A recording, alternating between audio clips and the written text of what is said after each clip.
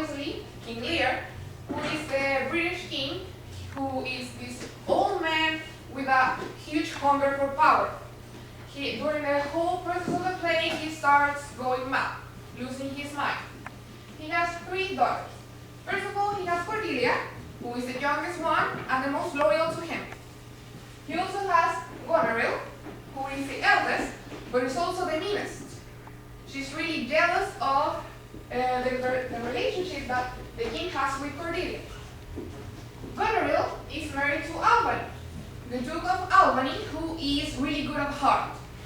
And the last daughter is Regan, who is just as evil as Goneril, and is married to Cornwall, who is this really evil, violent, and cruel Duke of Cornwall.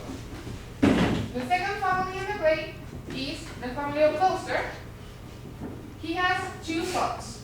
In one hand, he has Edgar, who is his eldest son and also the legitimate one. But he also has Edmund, who is the youngest one and is an illegitimate son. The other characters in the play are Kent, who is a nobleman just like Gloucester of King Lear. And we have Oswald, that is the steward of Goneril, and the fool, that's not here, but is Lear's jester. And he gives them advice, and he's the one that always tells the truth to the king. So the play. It all starts when King Lear decides that he wants to split his kingdom among his three daughters. So by doing so, he asks them how much they love him. When he decides that he doesn't like Cordelia's answer, he decides to banish her from the kingdom and split the rest of the kingdom between his 2 other daughters. At the same time, we have Gloucester's story that he is starting to be deceived by his son Edmund, so he doesn't trust his son Edgar and banishes him too. So Edgar decides that he is going to escape his house because he is going to end up dead. Then we have that Lear starts living with his daughter Goneril, but they have some problems due to this hunger for power that Lear has. So Lear decides to go out of this house in a stormy night with his fool. Then they meet Edgar, that is this guy, as poor Tom, and Ken, that is also this guy, but as Caius. They all together go to Gloucester's home, and he tells them that Cordelia, the banished daughter, is with an army since she married the King of France, and they want to fight Goneril and Regan. So they go there, and Gloucester stays at home, and Goneril and Regan come to this house and finds out about what they told King Lear. So in this part, Cornwall, the husband of Regan, decides to take Gloucester's eyes out because they accuse them of treachery. And they leave them out of the castle so he can die alone. Then we have that since King Lear is searching for Cordelia, Cordelia is also searching for him. And here we have, in the meantime, this decision that Gloucester takes that he wants to take his own life and asks poor Tom to help them take his life. But since poor Tom is his son, Edgar, he does some kind of trickery to avoid this and tells him that it's not necessary for him to die. Then we have that Cordelia and Lear reunite and they make peace between them. Edmund reveals his plot also.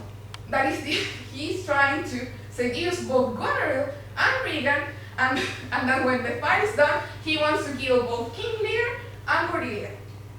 In the end, as any tragedy from Shakespeare, this ends up with a lot of death. We have that Edmund is killed by Edgar in a duel. Also, Goneril kills herself after poisoning her sister Regan because they're fighting for Edmund's love. We also have that Cordelia's hand because Edmund wants to end with her life and send someone to act as Cordelia kind of killed herself.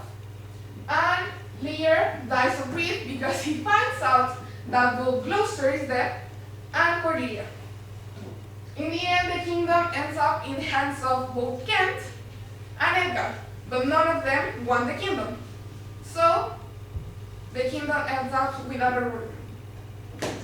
So now, we're going to show you a little video that we made that is from Act 1, Scene 1, and it is the part in which King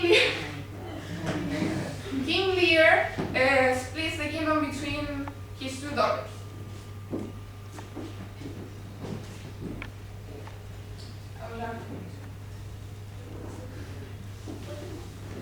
Tell me, my daughters, since now we will divest us both of rule, interests of territory, cares of state, which of you shall we say doth love us most? That we our largest bounty may extend, where nature doth with merit challenge. Goneril, or eldest born, speak first. Sir, I love you more than words can will the matter.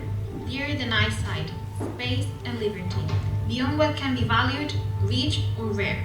No less than life, with grace, health, beauty, honor. As much as child ever loved or father found, a love that makes breath poor and speech unable, beyond all manner of so much I love you. Of all these bounds, even from this line to this, with shadowy forests and with champaigns rich, with plenteous rivers and wide-skirted meads, we make thee lady to thine and Albany's issue, with this perpetual. What says our second daughter? Sir, I am made of the self-same metal like my sister is, and prize me at her worth. In my true heart, I find she names me very deed of love, only she comes so short, that I profess myself an enemy to all other joys, which the most precious square of sense possesses, and find I am alone felicitate in your dear highness's love. To thee and thine hereditary ever, remain this ample fare of our fair kingdom, no less in space, validity, or pleasure, that thou confer on Goneril, now our joy, although the last not least, to whose young love the vines of France and milk of Burgundy strive to the interest. What can you say to draw a third more opulent than your sisters? Speak. Nothing, my lord. Nothing? Nothing. Nothing will come of nothing. Speak again. Unhappy that I am, I cannot heave my heart into my mouth. I love thee. Haply, when I shall wed, that lord whose hand must take my flight shall carry half my love with him, half my care and duty. Sure, I shall never marry like my sisters, to love my father oft. But goes thy heart with this? High go, my lord. So young and so untender? So young, my lord, and true. Let it be so, thy truth be thy dower.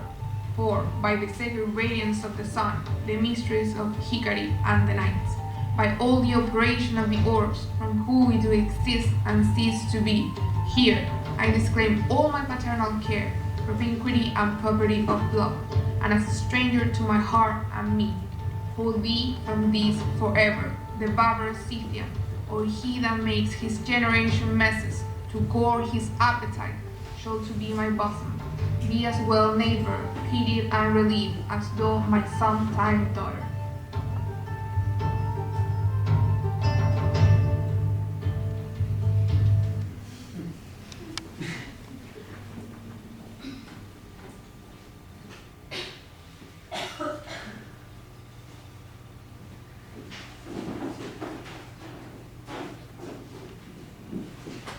Now I'm going to talk about the historical context of this play. First, we have the author, William Shakespeare. He was born in Stratford-upon-Avon in 1564. When he was 18, he married an older woman called Anne Hathaway. They had 3 children together, yeah, like the actress. They had 3 children together. Susanna, Hamnet, who was a boy and who died at age 11, and Juliet. After his marriage and death, Shakespeare enjoyed a lot of time in London, writing and acting in plays.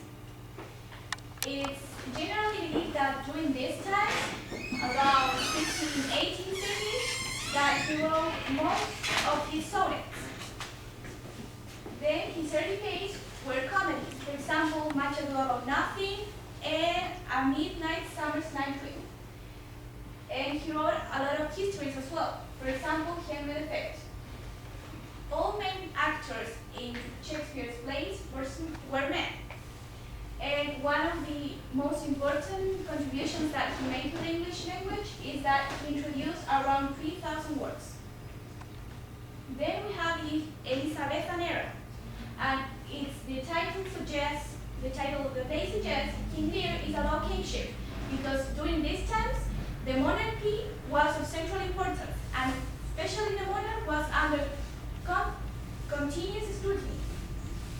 In the 1600s, the war and the continent and the country of England was still living the world-shattering impact of Henry VIII's decision to separate from the Catholic Church. And this example exemplifies the degree to which the monarch's personal desires would change the destiny and the structure of an entire country, simply unaware. In King Lear, Shakespeare tackles the issue of this patriarchal monarchy, in where the king is seen as both head of state and of his family.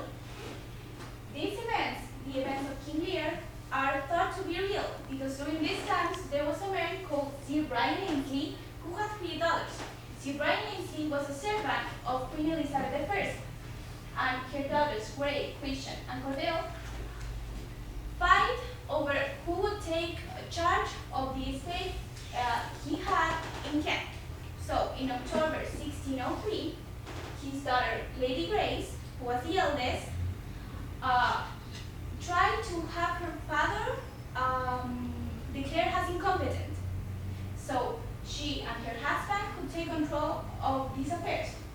But the younger sister, Cordell, opposed to this plan. And these are some of the similarities that we find in this story and the plot in King Lear. Okay, now we're going to talk a little bit about the literary devices. Now, the writing style. First of all, I would like to mention that the use of verse. The use of verse in this play in King Lear is used by Shakespeare to denote the upper classes characters because it is a more structured and also a more elegant way to talk. And here we have an example of a verse written in blank verse, written in iambic pentameter. Here we have 10 syllables, and the capital letter syllables and the strong syllables of the verse. Now, we have prose. The use of prose is used in the lower classes with characters from lower classes because it is a more normal way to speak. But I would like to highlight the fact that when King Lear goes mad, goes insane, he started talking prose instead of using verse because he was going through this change in his mind. And here we have an example too. Now, we're going to talk about personification. Here we have an example of Cordelia. In here we found that she is saying that her love is more powerful than her dog. That the love she feels for her father cannot be explained with words. So we can see personification here because we're given the love and the dog human features because you're saying she's saying that her love is strong, it is powerful. Now we have apostrophe because in these lines, King Lear is referring to a character that is not present. So he's talking to the earth, and I think in this part he's talking with God because he's very angry. He's in this storm, talking to the wind, and he's addressing a character that is not present in the event. Now, alliteration. We can see alliteration here in these lines because the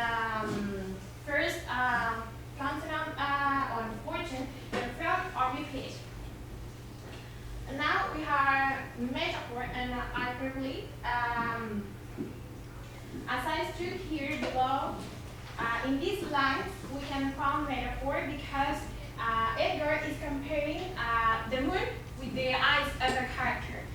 Maybe because he wanted to say that the character eyes were very big or they were wide open.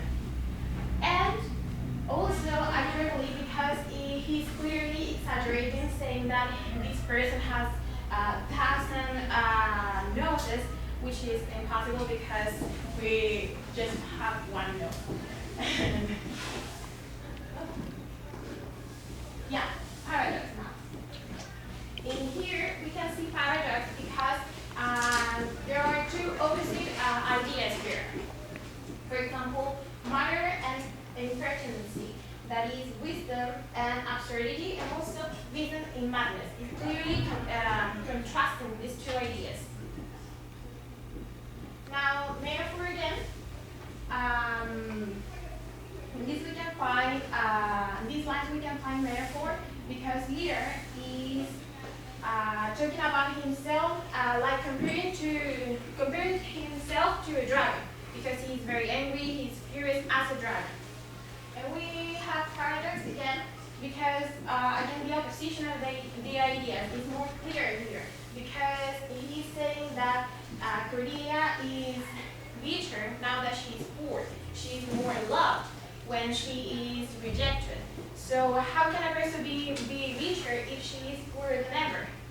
And here we can see paradox very clear. Okay, now regarding the themes. First we have justice. And King Lear is a play full of human cruelty. And regarding justice, the characters express their opinions about it. So first we have a slice of wanton boys army to the gods. They kill us for their fault. In here, Gloucester expresses that people's fate has nothing to do with their actions, but it is something really random. The gods do it just because. Then we move on to there's lessons in heaven after all. That these crimes are punished so quickly is proof. But for Gloucester. In here, Albany says that even though bad things happen, justice is made finally at the end. And finally, we have that the gods are just. And here, Edgar, almost at the end of the play, expresses that people pay for their crimes. And this could make perfect sense until the very last end of the play, because when finally, this was said when Edmund died, so Edgar expresses that he's happy about it because he was a bad person. But right after, we find out that King Lear and Cordelia died, who were the main characters, and also the good people in the play. So then the question of whether is there any justice in the world is left for the audience. So we get that feeling at the end. Then we have authority versus chaos. Besides Lear's family, Britain is also in control of the king. Lear is also control of Britain, and we tend to forget that he was a king, not only the father of 3 daughters. So by when he gives the power to his 2 daughters, then he leads Britain to chaos and cruelty because he was only thinking about his well-being, about how he was tired and how he wanted things to be done in the way he wanted. And then when he's out in the storm, by witnessing the forces of the natural world, he begins to understand that he is significant in the world and that everything in the end is fake. Then this leads us to reconciliation. When the King Lear is out of the storm, he starts to be more humble and understand that Cordelia was really sincere, and her love was really pure for him. So then he recognizes his errors, and that makes them get to be good again. And then when we consider power, we need to consider and then age. In gender, we would like to consider the women's place in society and the place they had in the play. Because in society, in those times, women were neglected and were inferior to men. But in this play, we see that Regan and her sister were in control of their husbands, and their husbands were not as powerful as they were. And in age, we have the treatment to the elderly. The King Lear was treated bad by his daughters because he was getting old and he was treated as senile before he got senile. And finally, we need to take into consideration the parent and child relationship. And here in this play, we see that parents are easily fooled by their children. King Lear is fooled by Goneril and Regan, and we also have Gloucester, who is fooled by Edmund. And this proves that there is poor judgment of their parents because they neglect the good sons, but they trust the dishonest ones. And then we have a short summary of the play.